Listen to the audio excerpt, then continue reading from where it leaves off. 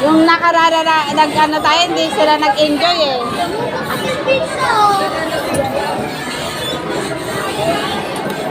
Oh, is na yan. Ganyan lang.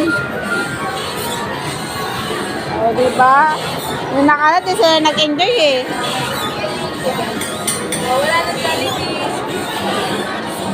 Wala nang Jollibee. Laro na lang kami.